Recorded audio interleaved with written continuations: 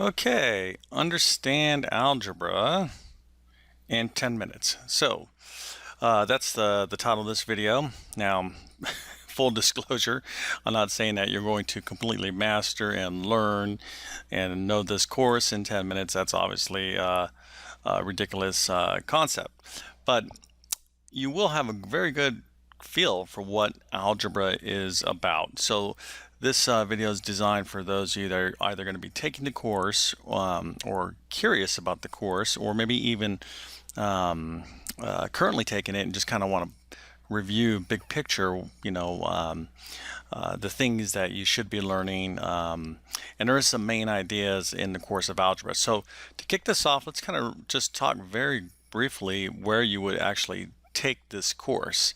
So I'm going to kind of break it up this way. So we take elementary school, and then we have 6th, 7th, and 8th grade here. So this is middle school.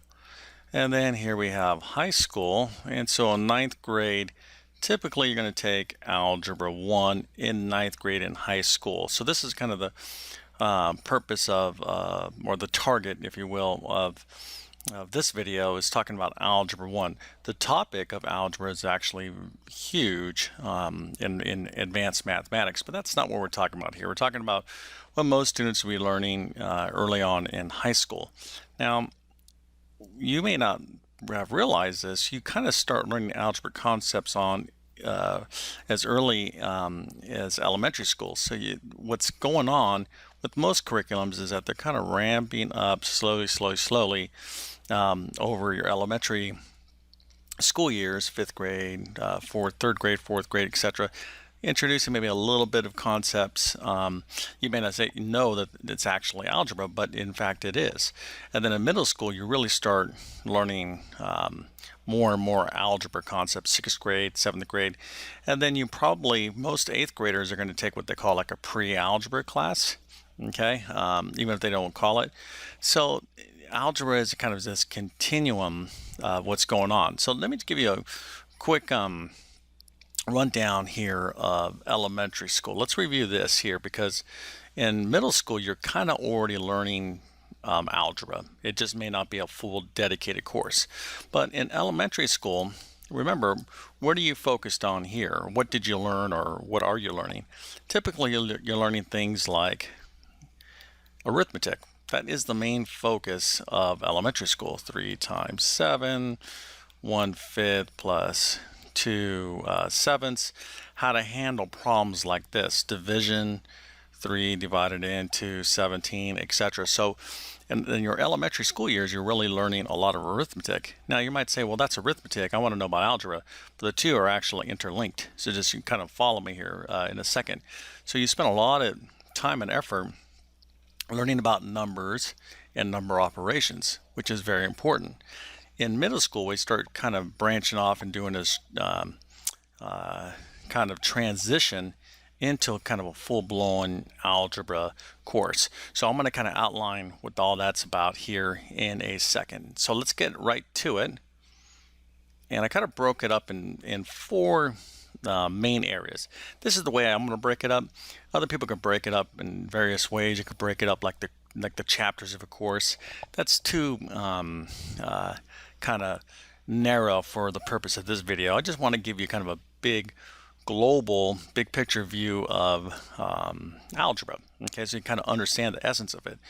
So in algebra, what's different from algebra than, say, arithmetic, what we learned in elementary school years, is variables. We're working with variables, these things, these x, y, z, and all that kind of stuff.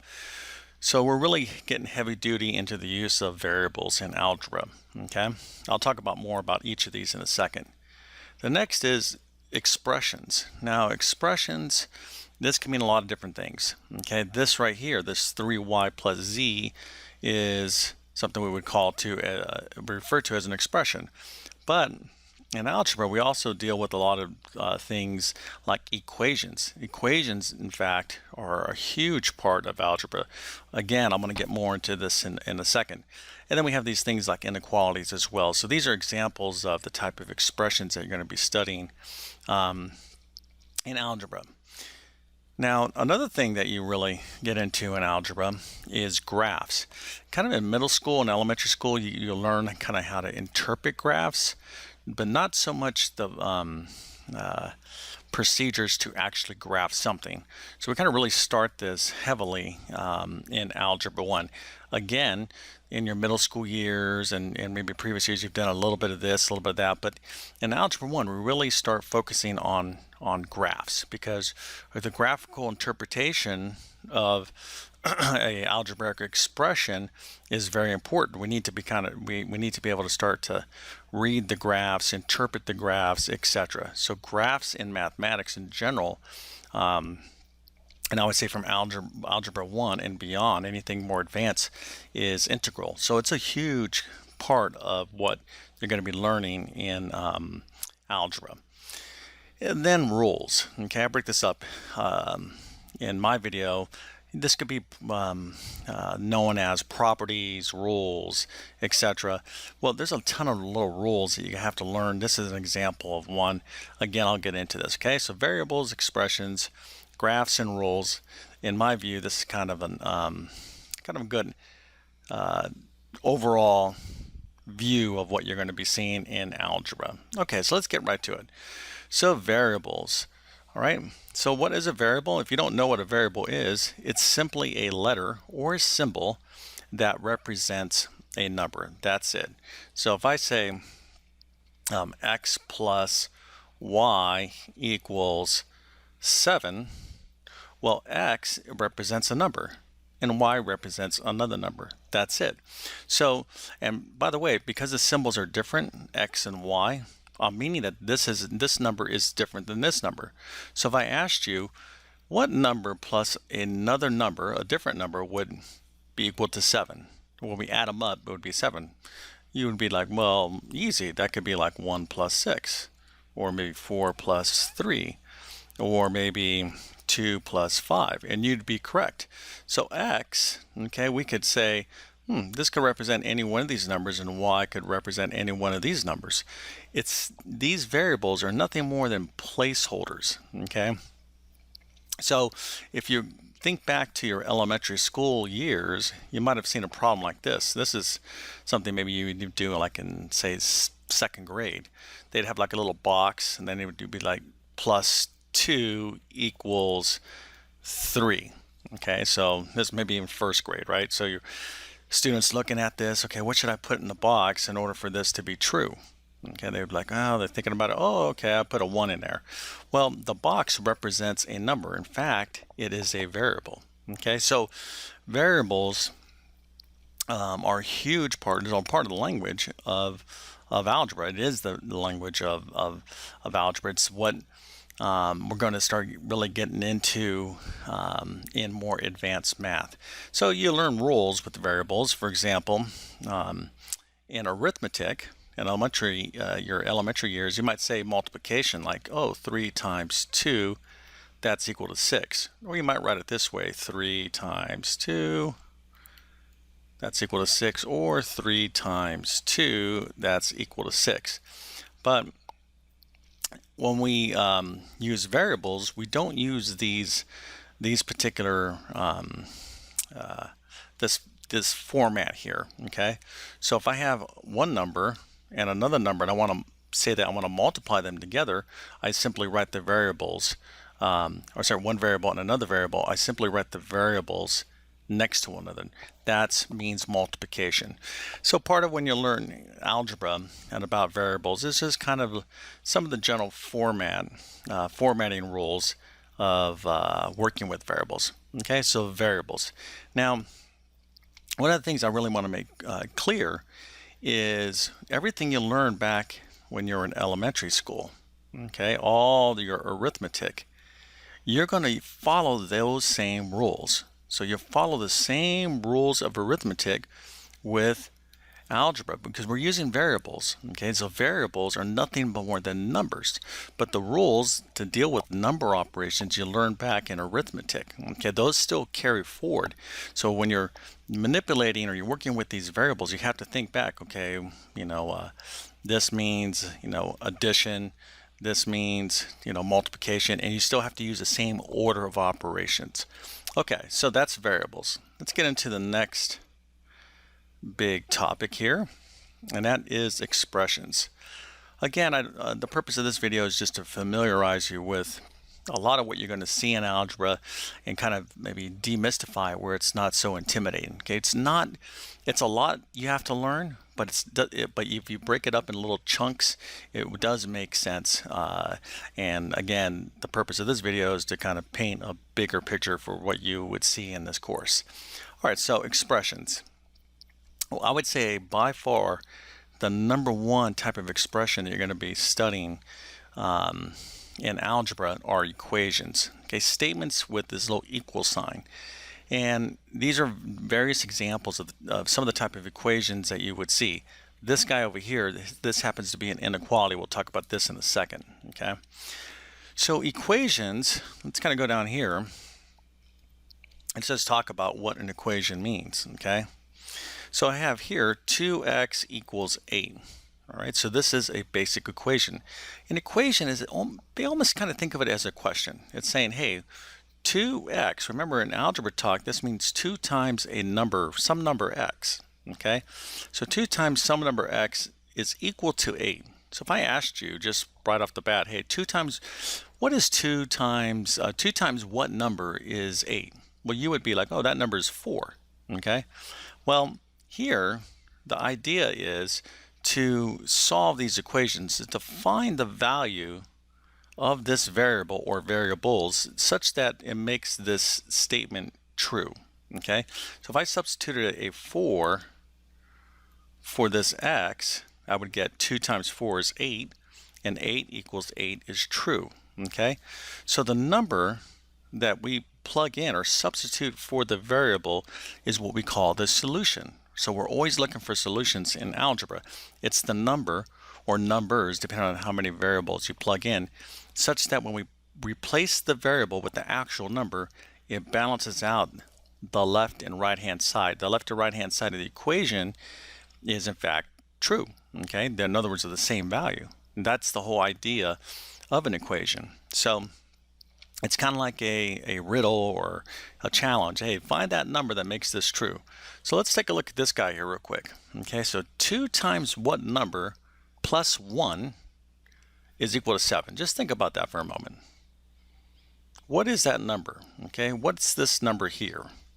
2 times what number plus 1 is equal to 7? Even if you've never taken any algebra, just kind of try to reason that out. All right, so hopefully you determine that is 3. Okay, so 2 times 3, let's kind of write it here, plus 1 is equal to 7. 2 times 3 is 6. Okay, that gives me a 6 here, and if I add a 1 to it, I'm going to get 7. So 3 is the solution to this equation. Okay, now this is a particular type of equation, something we call a linear equation. So in algebra, we're going to learn the different techniques to solve linear equations, and it's just a bunch of methods. Okay, think of it as a kind of little computer program or recipe. You go into your kitchen, you say bake a cake. You got to do this, you got to do that, you got to get this, you got to do that. Algebra is very much that way. It's very procedural. Okay, I'm going to give you a set procedure, okay, to kind of follow through. If you follow this procedure, you'll get the solution. It's very methodical. So it's not like, let's say, creative in terms of like, well, I got to create a way, a new technique. No, it's just a procedure that you have to learn and practice. Okay. Now this is a linear equation in algebra, but in algebra, especially up to the algebra 1 level, you're going to be studying different types of equations. So here are some other examples. This guy over here happens to be a quadratic equation. Okay, you notice it's different. It has an x squared. This actually has 2 solutions, not just 1. This guy had 1 solution, right? An equation like this would have 2 solutions. So we have to learn the various techniques and methods, and they're considerable. They're a good amount of things you actually do have to learn in order to solve an equation like this. Not overly complex, but things that we have to study and focus on to get this down. Okay, this type of equation is totally different. This is something we call a system. Okay, again, it's a type of equation. This is a system of linear equations. Okay, so we have this equal sign. So we're still looking for numbers for x and y such that we plug them in. It's going to make these equations true. Okay, you're going to learn a lot about systems in algebra. That's a huge topic. Now here's another type of equation. Okay, this is a rational equation. This particular one is also referred to as a proportion. Okay, so you're going to learn other rules, but again, we're still looking for the values of the variable that makes the left-hand side equal the right-hand side. So equations are a huge part of algebra, huge part. Okay, and there's more down here. I forgot about this guy. This is a radical equation. Okay, so if I plug in the square root of what number is going to equal to 12. Again, there's various techniques, and a lot of it is pattern recognition.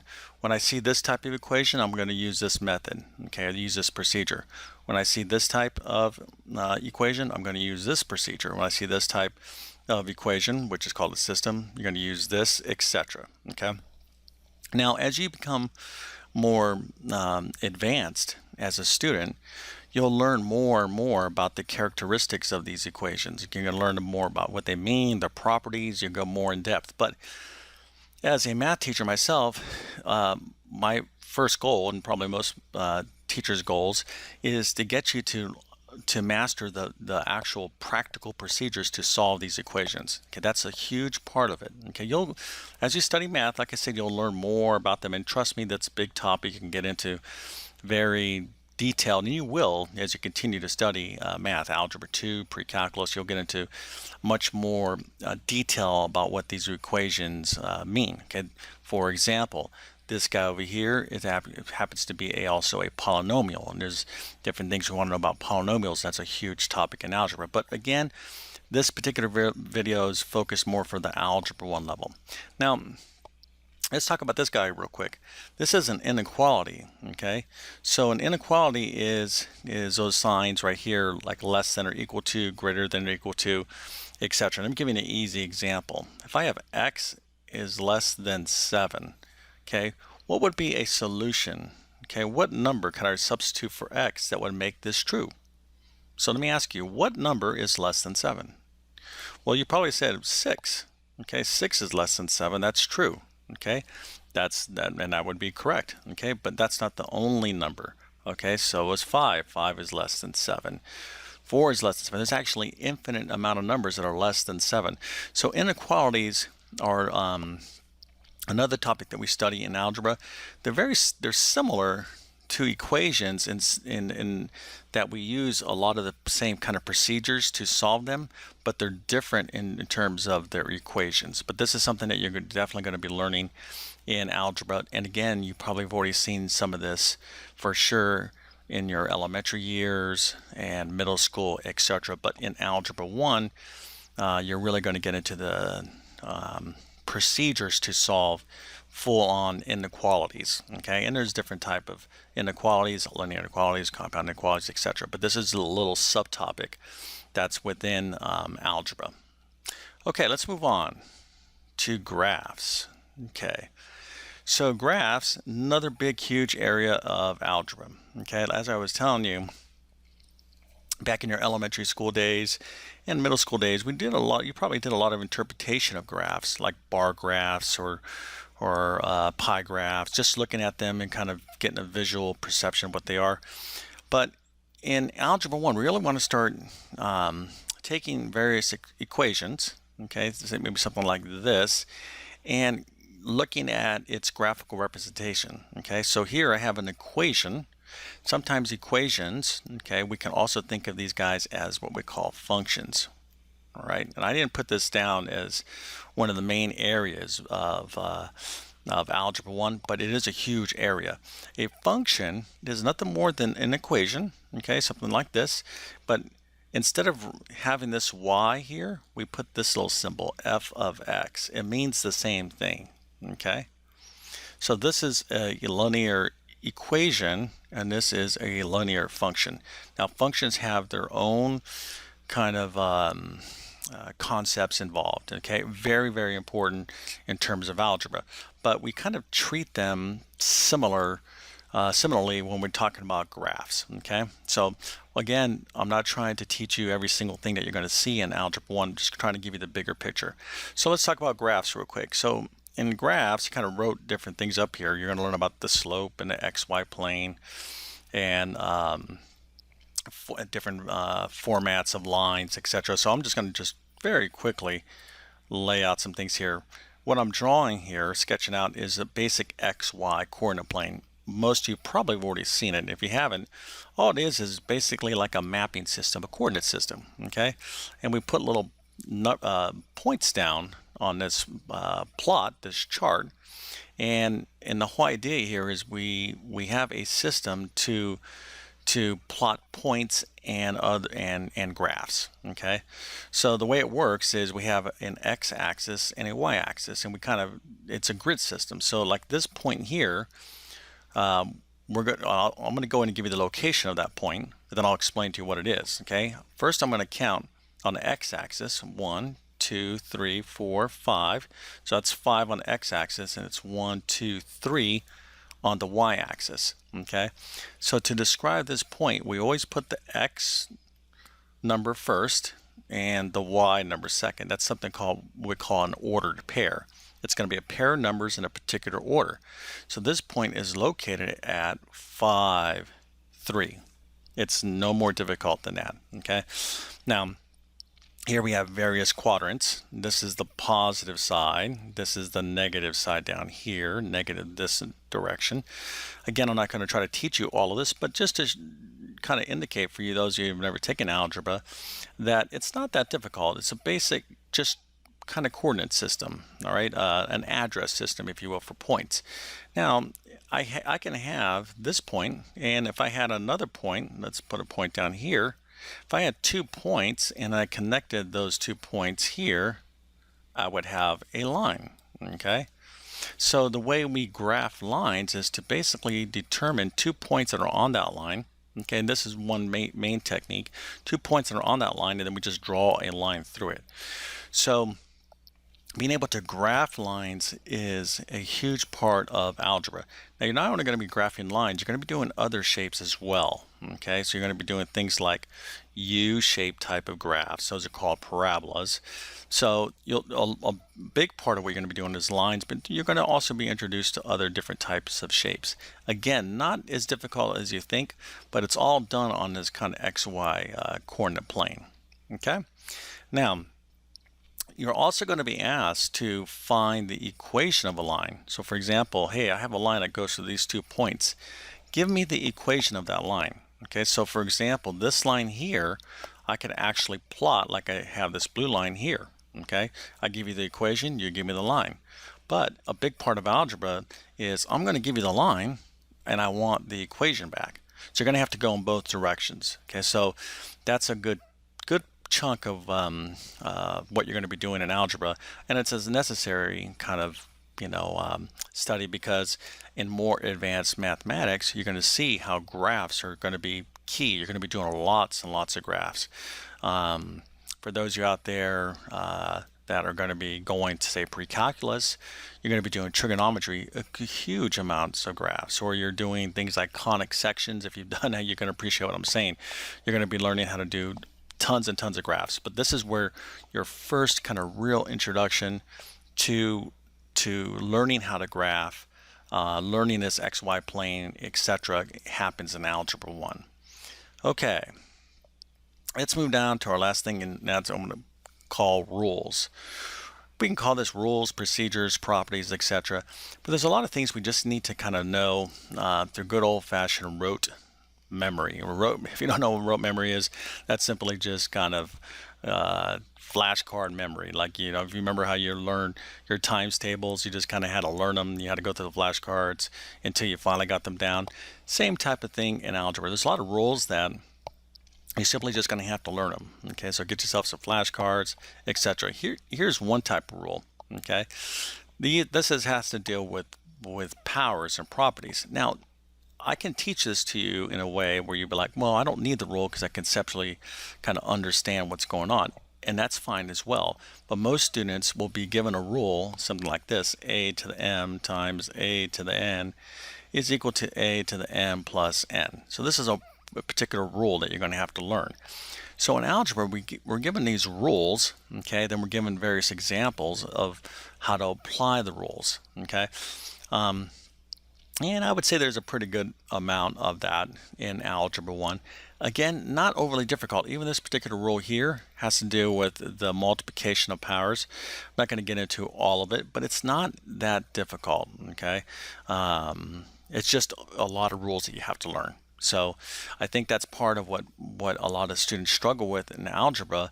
They get overwhelmed by not so much the complexity, just by the amount of stuff they kind of have to remember, and that's understandable. So my advice to you is take great notes if you're taking algebra, and do a lot of review, and